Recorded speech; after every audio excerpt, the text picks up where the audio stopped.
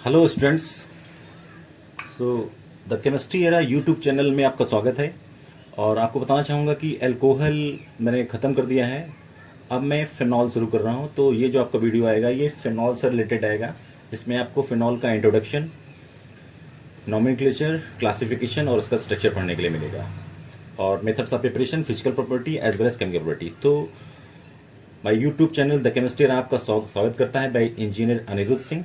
So just I am going to start about the phenols. So अगर हम phenol के introduction की बात करते हैं तो फिनॉल जो है आपका, ये फिनॉल आपका ऑर्गेनिक कंपाउंड है। क्या है आपका? ये आपका ऑर्गेनिक कंपाउंड है। ऑर्गेनिक कंपाउंड में कह सकते हैं ये कैसा ऑर्गेनिक कंपाउंड है, एलिफेटिक है या एरोमेटिक है। तो ये आपका जो है ये आपका एरोमेटिक कंपाउंड है। और जैसे फिनॉल की बात आती है, मतलब आपका हाइड्रोक्सिल ग्रुप से कहीं ना कहीं रिलेशन होता है, आपका हाइड्रोक्सिल ग्रुप। तो अगर हम फिनॉल की बात करते हैं कि फिनॉल है क्या, तो अगर हम किसी भी एरोमेटिक हाइड्रोकार्बन से, जैसे आप ले रहे हो ARH, इसके अगर H को आप रिप्लेस कर रहे हो OH के द्वारा, तो आपको मिलेगा AROH, यानी आपका C6H5H, ये आपका बेंजीन हो जाएगा।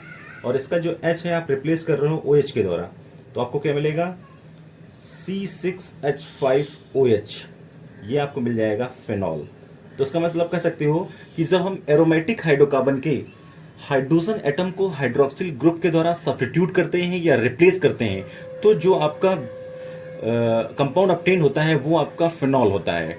तो इसका मतलब कह सकते हो when hydroxyl group is attached to the carbon atom of aromatic hydrocarbon, यानी आपका जो हाइड्रोक्सिल ग्रुप है वो डायरेक्टली अटैच होता है किसके साथ? एरोमेटिक हाइड्रोकार्बन के कार्बन एटम के साथ। Means when hydroxyl group directly attached to carbon atom of an aromatic hydrocarbon is known as phenol। इसको हम फिनॉल बोलते हैं। इसको हम इस तरह भी आप लिख सकते हो,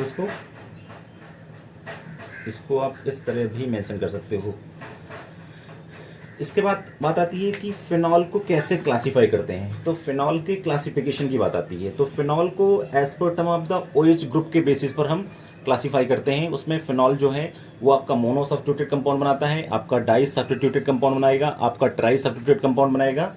इस तरह से फिनॉल जो है आपका वो मोनो सब्स्टिट्यूटेड में आपका खुद का फिनॉल ही हो जाएगा। इसके बाद डाई सब्स्टिट्यूटेड, यानी आपके डाई सब्स्टिट्यूटेड में एक फिनॉल एक हो सकता है और कोई दूसरा ग्रुप भी हो सकता है। तो चलिए बात करते हैं हम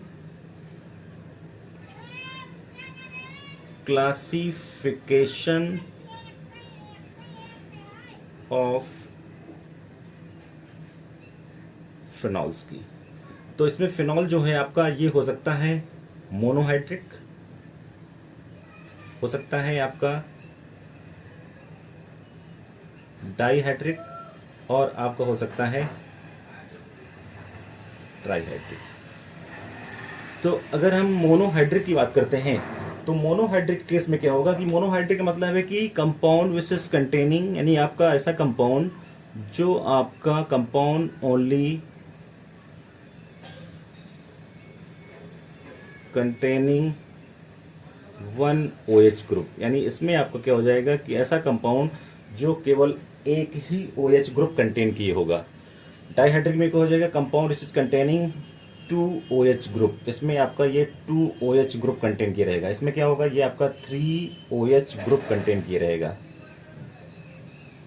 यानी अगर आप क्लासिफिकेशन की बात करते हैं तो क्लासिफिकेशन में क्या हो जाएगा कि आपका जो कंपाउंड है, यानी phenols having one hydroxyl group attach to the one carbon atom, यानी ऐसे फिनॉल जिसमें एक हाइड्रोक्सिल ग्रुप होता है और एक कार्बन से अटैच होता है।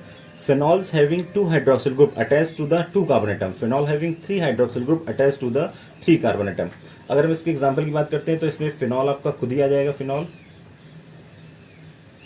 ये आपका एक OH कंटेंट की रहेगा। या तो हम बात करते हैं अगर आपका और भी अगर एग्जांपल की बात करते हैं तो मतलब OH एक ही रहेगा लेकिन वो आपका दूसरा कंपाउंड होगा। जैसे हम क्या कर रहे हैं, आपका यहाँ लिखा हुआ है CH3 और ये OH, इसको बोलते हैं ऑर्थो क्रिसॉल। अगर आपका ये CH3 यहाँ लिखा हुआ है और ये OH, इसको बोलते हैं हम मेट्राक्रिसॉल। इसके बाद अगर आपका OH की पोजीशन फिर आप चेंज कर रहे हो, यानी यहाँ पे आपका CH3 और ये OH, ये आपका कहलाता है पैराक्रिसॉल। इस तरह से आपका आर्थोक्रिसॉल, मेटाक्रिसॉल और पैराक्रिसॉल। तो कंपाउंड, ऐसे कंपाउंड जिनमें जो कंपाउंड का जो कार्बन एटम होता है वो एक हाइड्रोक्सिल ग्रुप को कंटेन किए रहता है, तो वो आपके सभी कहलाते हैं मोनोहाइड्रिक फिनॉल। ये सभी आपके मोनोहाइड्रिक फिनॉल कहलाते हैं।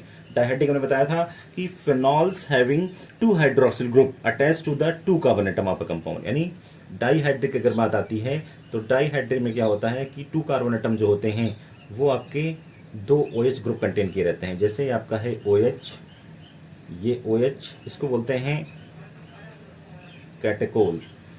दूसरा अगर आपका जो आता है डाइहाइड्रिक में OH और OH, इसको बोलते हैं रिसोर्सिनॉल। अगर और तीसरे की बात करते हैं तो आपका आता है OH और ये आपका OH, इसको बोलते हैं क्यूनॉल। तो ये आपके जो सभी हैं ये सभी आपके आते हैं डाइहाइड्रिक फिनॉल में।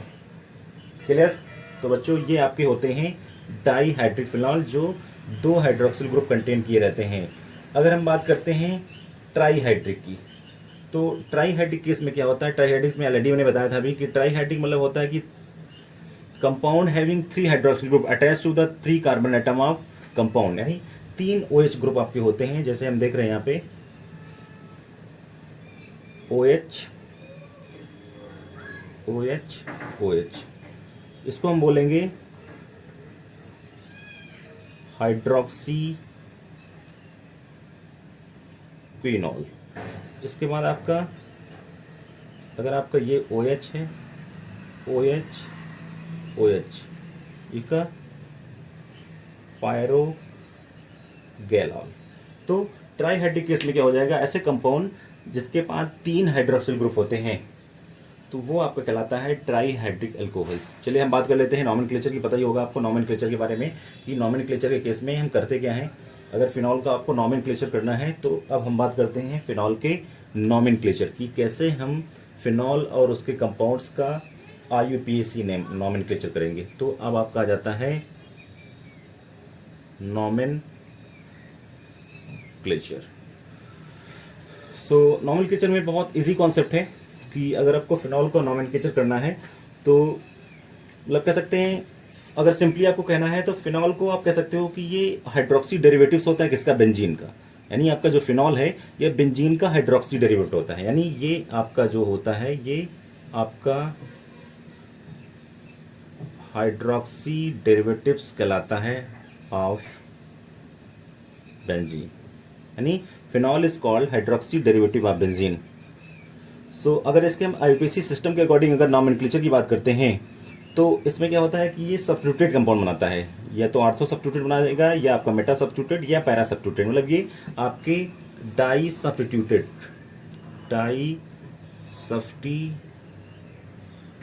कंपाउंड बनाता है।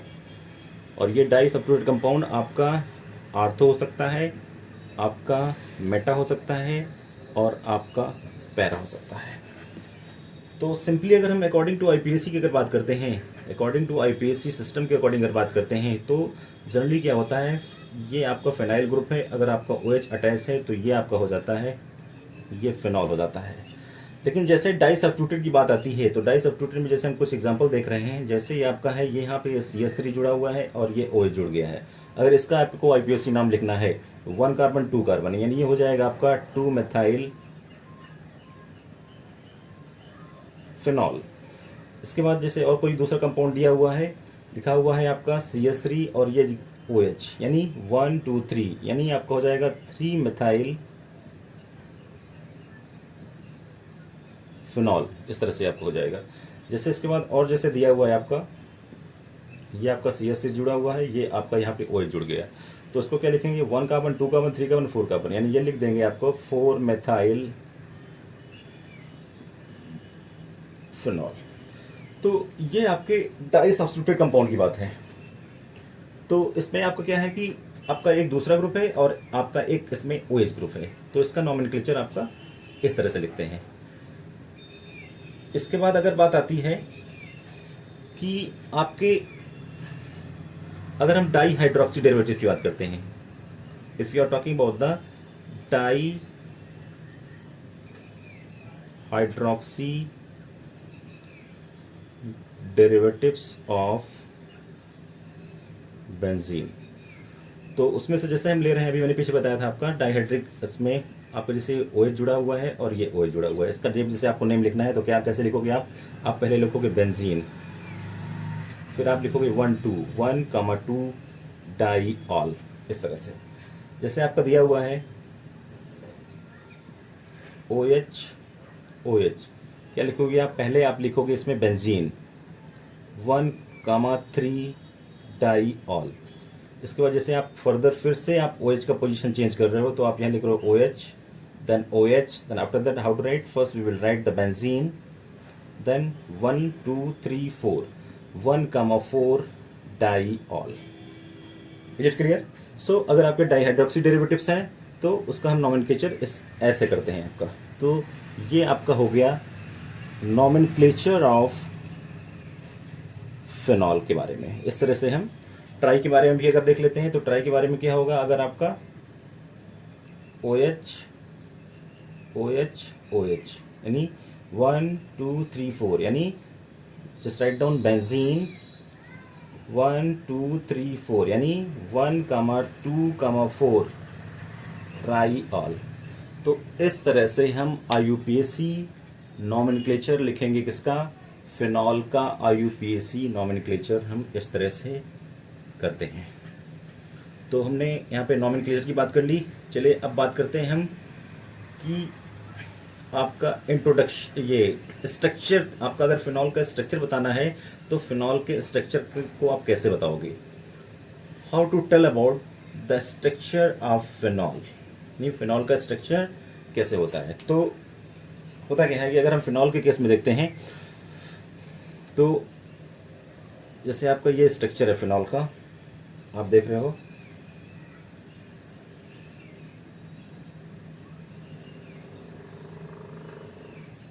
तो अगर हम फिनॉल के स्ट्रक्चर की बात करते हैं तो ये आपका स्ट्रक्चर है फिनॉल का। ये आपका रिंग हो गया, एरोमेटिक रिंग हो गया, ये आपका बॉन्ड लेंथ हो गया, O और C और O के बीच की बॉन्ड लेंथ हो गई, ये आपका OH हो गया, 2 लोन पेयर हो गया, 109 के जो आपका एंगल होता है 109 होता है।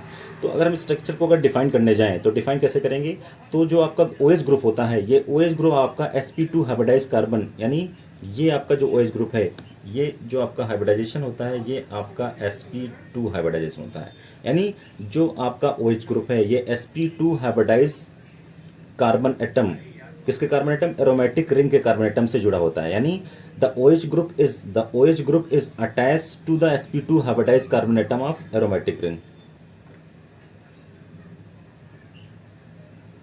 और आपका जो ये CO, ये आपका C और O, जो CO जो बॉन्ड होता है, ये आपका कैसे फॉर्म होता है, ये आपका ऑक्सीजन के sp3 हाइब्रिडाइज ऑर्बिटल से और बेंजीन रिंग के sp2 हाइब्रिडाइज कार्बन के एटम के बीच हाइब्रिडाइजेशन होने से आपका ये CO बॉन्ड फॉर्म होता है। यानी आपका इसका ये sp3 हाइब्रिडाइजेशन और इसका ये sp2 हाइब्रिडाइजेशन, इन दोनों के हाइब्रिडाइजेशन के द्वारा ये आपका C और O, जो CO बॉन्ड लेंथ फॉर्मेशन होता है, C और O, ये ऑक्सीजन के sp3 हाइब्रिडाइज और इसके sp2 हाइब्रिडाइज ऑर्बिटल, यानी this CO bond is formed by the overlapping, this C or O bond is formed by the overlapping of sp3 orbital of oxygen atom with sp2 or hybridized orbital of carbon atom of benzene ring।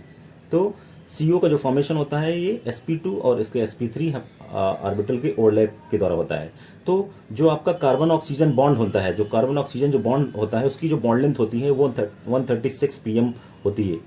तो ये slightly less होती है किससे, it is slightly less than that of methanol. ठीक है, ऐसा क्यों होता है, क्योंकि इसमें दो फैक्टर काम करते हैं। पहला फैक्टर कौन सा काम करता है, पहला फैक्टर काम करता है इसमें कि इसमें पार्शियल डबल बॉन्ड करैक्टर होता है। क्या होता है, partial double bond character.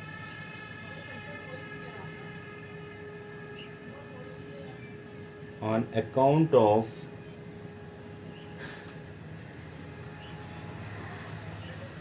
the conjugation of unshared electron pair of oxygen with the aromatic ring। ये आपका पहला फैक्टर है। क्यों ऐसा होता है? क्योंकि क्या होता है, partial double bond character on account of the conjugation of unshared electron pair of oxygen with aromatic ring. ये partial double bond character develop होता है बिकॉज ऑफ द रेजोनेंस। इसके बाद दूसरा फैक्टर क्या होता है, इसमें जो sp2 हाइब्रिडाइज, जो आपका sp2 हाइब्रिडाइज्ड जो स्टेट होती है, state of carbon to which oxygen is attach, यानी sp2 hybridise state of carbon to which oxygen is attach, यानी sp2 कार्बन की sp2 हाइब्रिडाइज स्टेट जो होती है जिसके साथ आपका ऑक्सीजन अटैच होता है। तो ये आपका जो है, ये आपका स्ट्रक्चर ऑफ फिनॉल है। इसके बाद चलिए बात करते हैं मेथड्स ऑफ प्रिपरेशन। तो अब हम बात करते हैं इसके मेथड्स ऑफ प्रिपरेशन की। तो मेथड्स ऑफ प्रिपरेशन में जो पहला प्रोसेस है tau process. Tau process means from chlorobenzene. तो इसमें होता क्या है कि अगर हम क्लोरोबेंजीन को इस रिएक्शन के अकॉर्डिंग, अगर हम क्लोरोबेंजीन की रिएक्शन करवाते हैं हम सोडियम हाइड्रोक्साइड के साथ, और सुटेबल रिएक्शन कंडीशन रहती है आपकी, temperature approx 300 degree C, atmospheric जो प्रेशर 200 atm रहता है, और आपका कॉपर कैटलिस्ट की प्रेजेंस रहती है। तो Na जो होता है ये Cl को ऑब्स्ट्रैक्ट करता है, और आपका ऑब्टेन होता है फिनॉल प्लस NaCl जो है आपका, ये बाहर निकल जाता है। तो आपका ये पहला प्रोसेस है जिसमें हम क्लोरोबेंजीन के साथ रिएक्शन करवाते हैं। तो क्लोरोबेंजीन की जब रिएक्शन NaOH के साथ करवाते हैं, suitable reaction condition 300 degree centigrade temperature, 200 atm और कॉपर कैटलिस्ट, तो आपको मिलता है फिनॉल, और ये आपका NaCl बाहर निकल जाता है। चलिए बात करते हैं दूसरे प्रोसेस की। दूसरे प्रोसेस में क्या होता है, इसमें बात कर लेते हैं फ्रॉम क्यूमीन। ये जो रिएक्शन है आपकी, ये 2019 बोर्ड एग्जाम में पूछी गई, इसी साल पूछी गई है, बहुत इंपॉर्टेंट रिएक्शन है। तो इसमें क्या करते हैं, क्यूमीन को एयर में प्रेजेंस ऑक्सीजन, क्यूमीन जो फॉर्मूला होता है ये आपका CH3CH और ये CH3, यानी इसको हम जो ऑक्सीजन रहती है एयर में उसके साथ हीट करते हैं इसको, तो आपका यहाँ पे क्यूमीन परऑक्साइड बन जाता है आपका।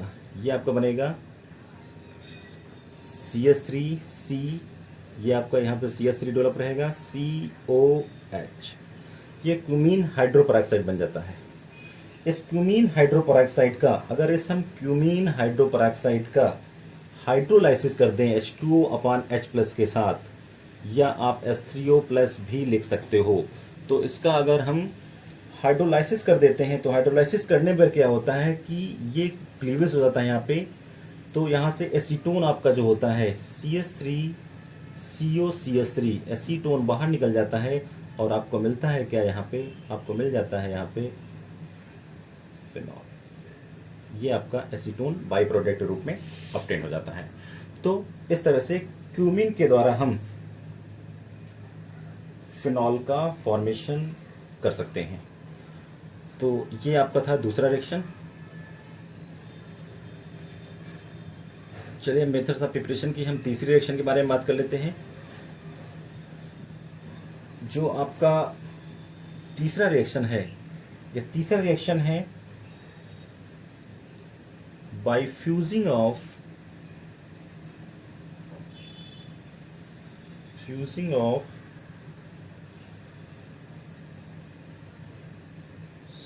Sodium salt of benzene sulphonic acid. Benzene sulphonic acid के सोडियम सॉल्ट का, यानी पहले क्या करते हैं हम, पहले यहाँ पे लेते हैं बेंजीन सल्फोनिक एसिड्स। बच्चों आपको पता होगा बेंजीन सल्फोनिक एसिड का फॉर्मूला जो होता है वो SO3H होता है। अगर इस SO3H को हम सोडियम हाइड्रोक्साइड के साथ ट्रीट करें तो आपका ये एसिड है और ये आपका बेस है, तो ये H करेगा, ये OH, यानी यहाँ से H2O का फॉर्मेशन बाहर हो जाएगा। ये बन जाएगा सोडियम बेंजीन सल्फोनिक एसिड से ये बन जाता है आपका सोडियम बेंजीन सल्फोनेट, SO3Na बन जाता है। इसका फर्दर फिर हम NaOH के साथ जब रिएक्शन करवाते हैं तो आपका क्या होता है कि, और इसको NaOH के साथ रिएक्शन करवाते हैं और हीट करते हैं अप्रॉक्स 625 केल्विन पे। तो फर्दर जब फ्यूज़न करवाते हैं तो फर्दर फ्यूज़न करवाने पर क्या होता है कि OH बिल्डअप होता है और यहाँ से जो आपका सॉल्ट होता है सोडियम सल्फाइड ये आपका बाहर हो जाता है। तो इस तरह से हम बेंजीन सल्फोनिक एसिड के सोडियम सॉल्ट का फ्यूज़न करके हम फिनॉल का फॉर्मेशन करते हैं। अगला है आपका फ्रॉम बेंजीन डाइजोनियम क्लोराइड। इस रिएक्शन के अकॉर्डिंग करते क्या है, अगर हम बेंजीन डाइजोनियम क्लोराइड को वाटर के साथ बॉईल करते हैं या हीट करते हैं, ये आपका बेंजीन डाइजोनियम क्लोराइड है और इसको हम हीट करते हैं या बॉईल करते हैं वाटर के साथ, तो जैसे ही बॉईल करते हैं तो N2 जो होता है वो लीविंग ग्रुप होता है, तो ये आपका निकल जाता है, यहाँ पे OH बिल्डअप होता है और ये आपका N2 और प्लस HCl जो होता है आपका बाहर निकल जाता है। इस तरह से आपका इस रिएक्शन के द्वारा फिनॉल का फॉर्मेशन हो जाता है। तो आपका जो चौथा रिएक्शन था फ्रॉम बेंजीन डाइजोनियम क्लोराइड, तो इस तरह से आपके ये फिनॉल की बनाने की रिएक्शंस, किस तरह से फिनॉल को हम प्रिपेयर करते हैं। चलिए, तो ये आपका हो गया मेथड्स ऑफ प्रिपरेशन। चलिए अब हम बात कर लेते हैं फिनॉल के फिजिकल प्रॉपर्टी की।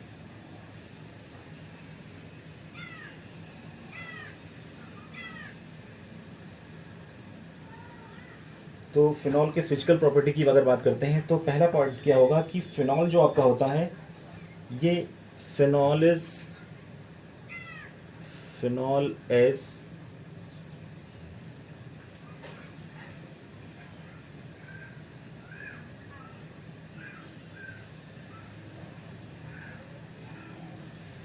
ये आपका कलरलेस जो होता है, या तो आपका ये क्रिस्टलाइन होता है या तो आपका ये सॉलिड होता है। और ये आपका वीक एसिड होता है। आपका फिनॉल जो होता है आपका, ये आपका वीक एसिड होता है। अगर हम तीसरे पॉइंट की बात करते हैं तो तीसरे पॉइंट में क्या होगा कि आपका ये आपका टॉक्सिक होता है। फिनॉल जो होता है आपका, ये आपका टॉक्सिक होता है और इसमें एंटीसेप्टिक प्रॉपर्टी भी होती है, एंटीसेप्टिक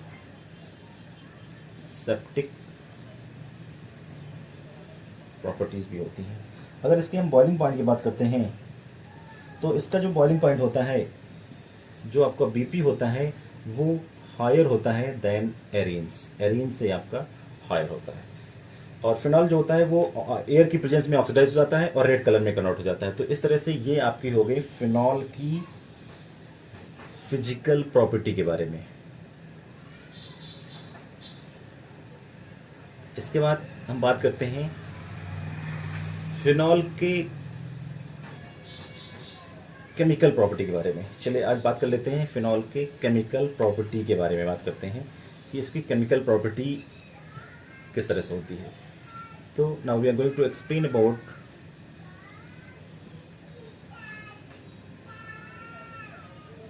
केमिकल प्रॉपर्टीज। तो फिनॉल जो होता है आपका, इसमें OH भी बॉन्ड होता है और COH में। तो ये दो तरह की कैटेगरीकेशन देता है। पहला आपका रिएक्शन इन्वॉल्विंग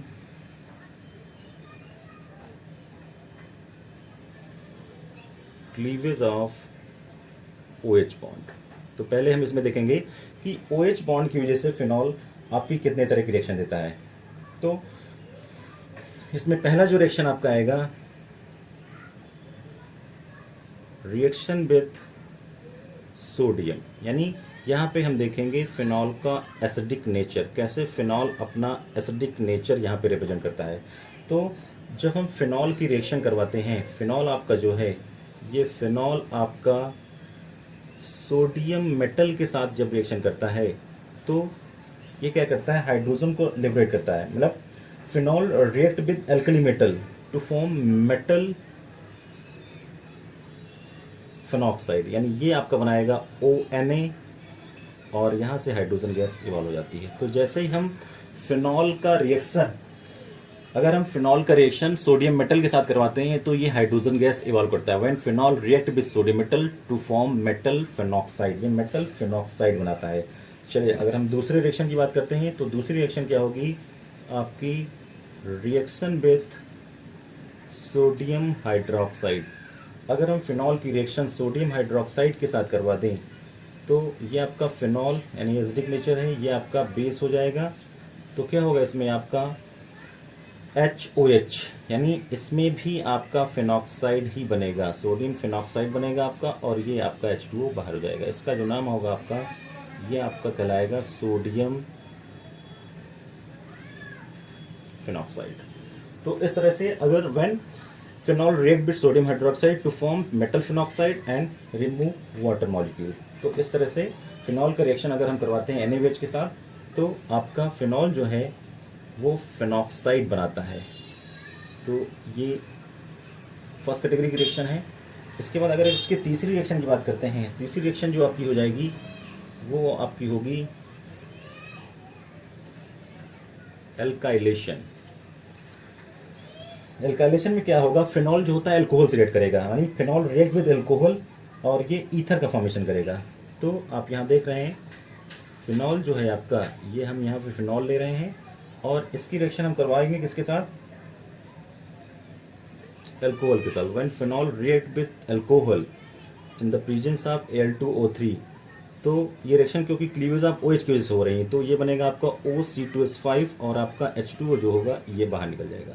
ये जो बनेगा आपका, ये बन जाएगा एथॉक्सी बेंजीन बन जाएगा आपका, या इसको हम एथाइल फिनाइल ईथर भी कहेंगे। तो इस तरह से ये आपका ईथर का फॉर्मेशन होता है। इसके बाद अगर आपका जो फिनॉक्साइड आयन है, अगर आपका जो फिनॉक्साइड आयन का फॉर्मेशन जो ऊपर वाली रिएक्शन में हुआ था, अगर इस फिनॉक्साइड आयन की रिएक्शन अगर हम CH3I के साथ करवाते हैं और किसी बेस की प्रेजेंस में रिएक्शन अगर करवाते हैं तो आपको इसमें बनेगा आपका OCH3 और ये यहाँ से आपका NaI बाहर हो जाएगा। ये आपका जो कहलाता है, ये कहलाता है आपका एनिसोल। ये भी आपका E3 फॉर्मेशन हो रहा है। तो इस तरह से जब हम एल्काइलेशन करवाते हैं, यानी फिनॉल की रिएक्शन जब अल्कोहल के साथ करवाते हैं तो उसमें आपको क्या मिलता है, उसमें आपको मिलता है ईथर, उसमें आपके ईथर का फॉर्मेशन होता है। इसके बाद इसके चौथी रिएक्शन की अगर बात करते हैं, चौथी रिएक्शन क्या हो जाएगी, चौथी रिएक्शन जो होगी आपकी ये कहलाएगी acetylation. Acetylation means reaction with CH3COCl या रिएक्शन विद CH3CO O, इसके साथ करवाते हैं। तो जब हम फिनॉल की रिएक्शन आपका यहाँ पे लेंगे फिनॉल, ये फिनॉल हो जाएगा और इसकी रिएक्शन करवाएंगे CH3COCl के साथ, और प्रेजेंस जो रहती है आपकी ये किसी बेस की प्रेजेंस रहती है। तो आपका क्या होगा, जो H रिप्लेस कर दिया जाएगा, ये मिलेगा आपको OCOCH3 बन जाएगा और यहाँ से HCl आपको बाहर निकल जाएगा। ये जो कंपाउंड बनेगा इसको बोलेंगे फिनाइल एथेनोएट या इसको बोलेंगे फिनाइल एसीटेट बोलेंगे। इस तरह से ये आपका चौथी रिएक्शन है एसाइलेशन, इसको बोलते हैं एसिटाइलेशन या इसको बोलते हैं एसाइलेशन। ठीक है, अगर इसके हम पांचवी रिएक्शन की बात करते हैं तो पांचवी रिएक्शन में क्या होता है, पांचवी रिएक्शन में होता है बेंजोइलेशन। बेंजोइलेशन या इसको हम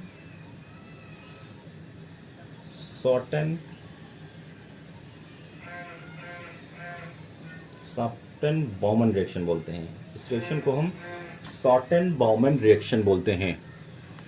शॉर्टन-बाउमन में क्या होता है कि अगर हम फिनॉल की रिएक्शन, आपका जो फिनॉल है अगर इसकी रिएक्शन हम करवाएं OH plus C6H5COCl benzoyl chloride के साथ करवाएं और किसी बेस की प्रेजेंस रहे तो इस केस में भी क्या होगा, OH का क्लीवेज होगा, ये मिलेगा आपको OCO-C6H5 और ये आपका HCl यहाँ से बाहर निकल जाएगा।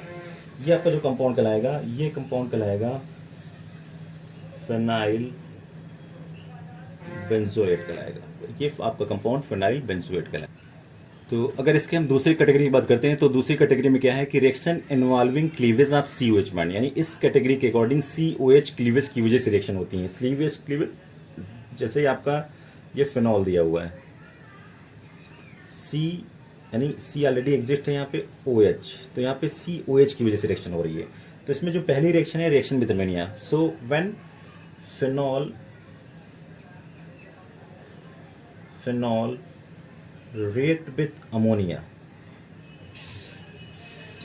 in the presence of ZnCl2 and 573 Kelvin temperature, then what will happen here? NH2 behave as a nucleophilic region. तो ये क्या करेगा, आपका NH2 यहाँ पे डेवलप होगा और यहाँ का H और OH, ये आपका H2O। ZnCl2 जो होता है ये H2O को रिमूव करने में हेल्प करता है, ये एज अ डिहाइड्रेटिंग एजेंट के रूप में काम करता है। चलिए इसका अगर अब दूसरा रिएक्शन देख लेते हैं, रिएक्शन विथ जिंक डस्ट, यानी ये एक तरह का फिनॉल का आपका रिडक्शन होता है। तो रिडक्शन में क्या करते हैं कि अगर हम फिनॉल का रिडक्शन करते हैं जिंक डस्ट के साथ, तो यहाँ पे क्या होता है कि आपका ये जिंक जो होता है इस ऑक्सीजन को ट्रैप कर लेता है और ये बन जाता है ZnO। तो यहाँ पे जो आपका फिनॉल है वो जिंक डस्ट की प्रेजेंस में, यानी phenol on heating with zinc dust, यानी इसमें हीट करते हैं, phenol on heating with zinc dust to give benzene.